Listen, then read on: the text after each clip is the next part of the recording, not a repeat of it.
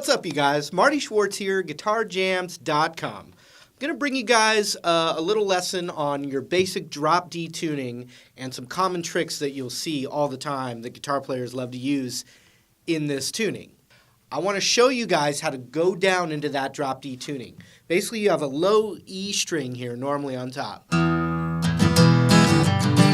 You play your chords that you've learned accordingly. What we want to do is drop that E down one step to a D note. The best way to do that, if you play a regular D chord, when you play that in there, that doesn't really sound like it fits. We want that to actually be the root of that D chord. And what we can do is we can play the D string open, which is 1, 2, 3rd string down, or Eddie 8 dynamite. Eddie 8 dynamite. And we're gonna let that ring out so we can hear it, and then try and lower this E pitch till it matches up. Listen to me do it now.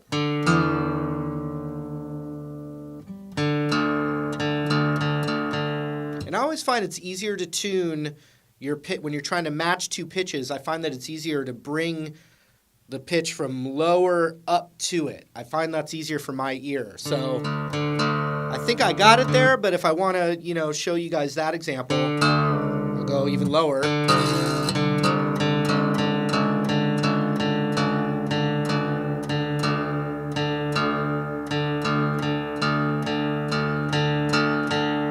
And if you find all of a sudden it's out of tune again, lower it and then bring it back up.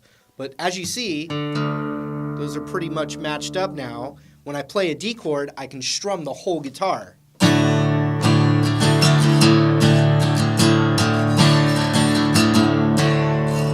So immediately we get one of our favorite sounding beginner chords, a D chord. But now we can strum the whole guitar and get this really full, deep bass note in there.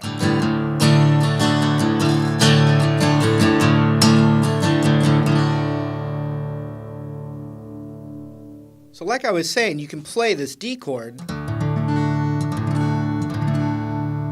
all the way.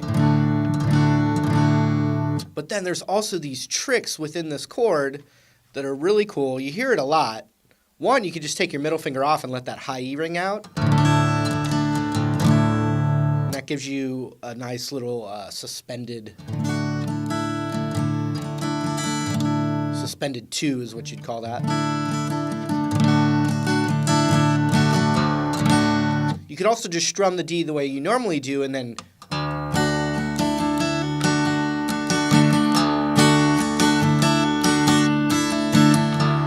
and keep pedaling back to that low note. But here's some really cool stuff, and another reason why I kind of said you could take your middle finger off is because we're going to use our middle finger to do pull-offs on the 3rd fret of the D string. You see that?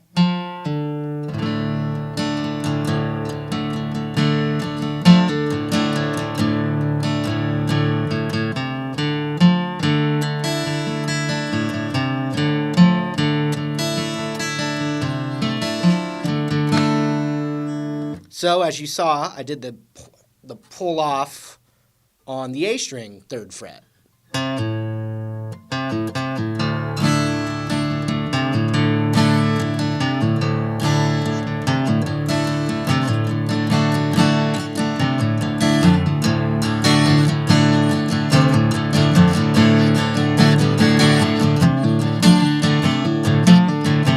So the other thing I was doing is hammer-on pull-offs on the 3rd fret of the A and the 3rd fret of the D, but with the open strings. And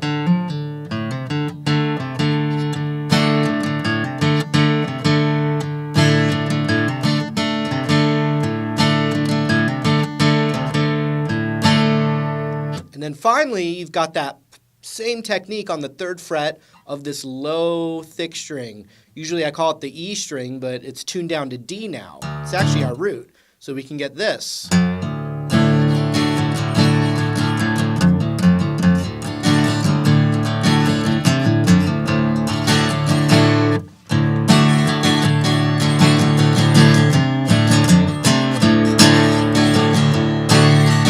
Now, more of a country bluegrass kind of thing.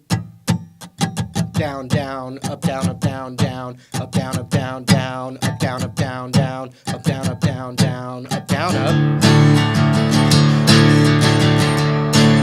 Now take some of those moments.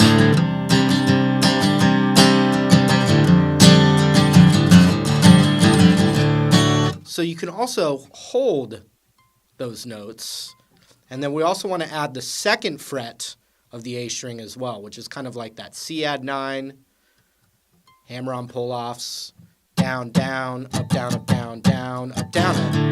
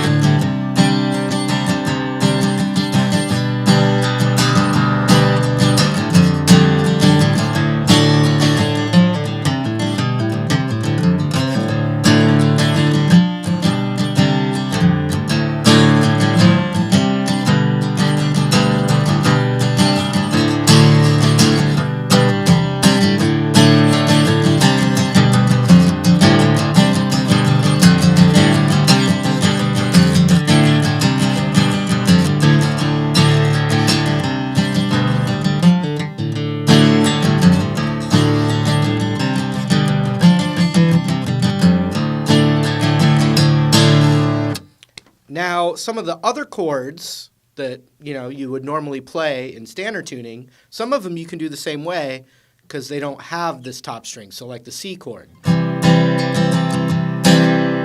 or the A chord or the A minor. But there's a few that we have to change a little bit. A really cool one is playing the E minor 7 chord is what it would be called. But basically, it's just 2 fingers, and it's the actual second fret of this top string and the second fret of the next string.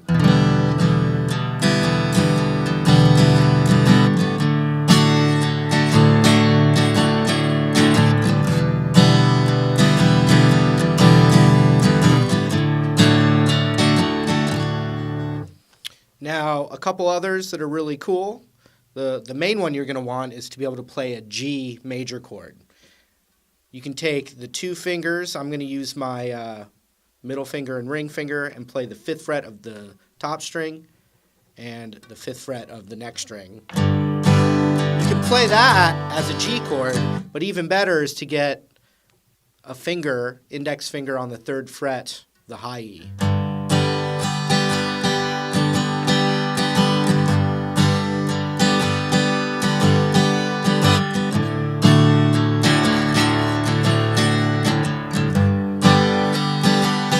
Your ring and pinky instead, if you need to reach that a little bit. And if you're a real beginner working with the tuning, you could just use